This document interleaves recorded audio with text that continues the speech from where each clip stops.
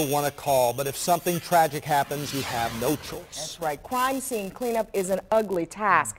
But customers of one company say they had no idea just how ugly it could be until they got surprising bills for some huge sums of money. What a story this is from ABC 2 News investigator Josie Sturman, who is here now to explain it to us. Customers who signed contracts with a company called Aftermath say they lost people they love and got huge bills in exchange, some for tens of thousands. And they never realized the papers they signed put them personally on the hook, even at risk of losing their homes. No matter when it happens, you are never prepared to lose someone you love. Great mother, great role model. But for Scott Hofferberth and his family, the sting of losing their mother was amplified by the tragic way she was taken. I was in shock. I was in shock for hours. I couldn't even function. Evelyn Hofferberth's family got a call letting them know she hadn't been to work in 2 days. Scott and his sister Diana went to her Parkville home in November 2011, fearing the worst. They found it. When he turned the corner, he started screaming, and I turned and saw my mother laying there, and I ran up the steps, grabbed my cell phone, and I can just hear him screaming. They were screams of anguish only the family of murder victims could ever understand. 66-year-old Evelyn was killed in a murder-suicide. Her body left for her children to find. A murder scene theirs to handle in their deepest grief. We decided, we're going to have to get somebody to clean it up, and we're not doing it. So they opted to hire a crime scene cleanup company called Aftermath. We didn't know at the time, how much money it was going to cost until we got the bill. I got the bill, it was astronomical. 12 grand for what invoices show was slightly more than 6 hours of work done by 3 Aftermath employees who removed the blood left behind and the tiles underneath.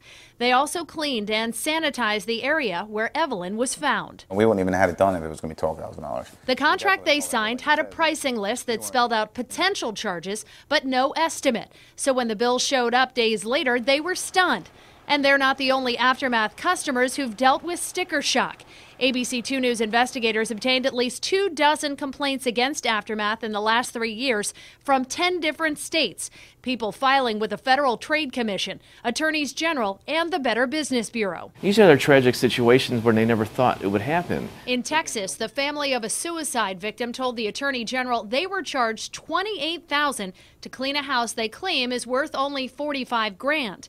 In Massachusetts, an Aftermath customer complained of paying almost $12,000 to remove a soiled mattress used by a gravely ill family member. And here in Maryland, the Hofferberths complained. And court records show a Maryland doctor was also sued by Aftermath after refusing to pay $28,000 to clean up blood left behind in a Baltimore home after an accident involving her father. Records show she eventually settled, but in those cases and others, the families say their insurance would only pay a fraction of the cost based on comparisons. Their contracts had no estimates, although they did contain something else. The victim is personally guaranteeing the amount of money to be owed. Guaranteeing you're responsible for the entire cost of cleanup, no matter the price, because of a mechanic's lien. Even if your insurance doesn't pay, you have to.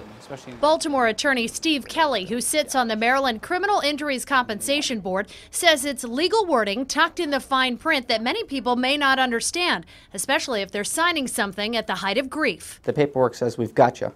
You're on the hook. We're going to sue you personally. We're going to assert a lien against your property, and we're going to take you to court. Is that something that is made transparent when they sign the contract? I've never taken a family's home. But Aftermath exec Tim Reifsteck admits the company filed dozens of liens against customers. We talked about that during an interview at the company's headquarters outside Chicago. Reifsteck says those mechanics liens, which are no longer included in their contracts, were a way to protect the company from people who might stiff them. As for customers who feel they got the raw deal with those unexpected bills. Do you have regrets about those people that have complained, that were shocked and felt like their grief was then multiplied? Absolutely. Oh God, we hate that as a company. That's not what we're about. We're here to assist them through this. Reifsteck says his company offers top-notch service. We toured their facility, hearing how they've created products, training, and protocol he says are unmatched by their competitors. Reifsteck says they don't cut corners and exceed government standards to protect their workers from biohazard. But there's no federal standard for how clean a crime scene must be left. they've set their own. We're a company that's trying to push it, trying to incorporate everything we can to keep our employees safe and our customers. And that costs money. Too much, according to ABRA, the American Biorecovery Association, of which Aftermath is not a member.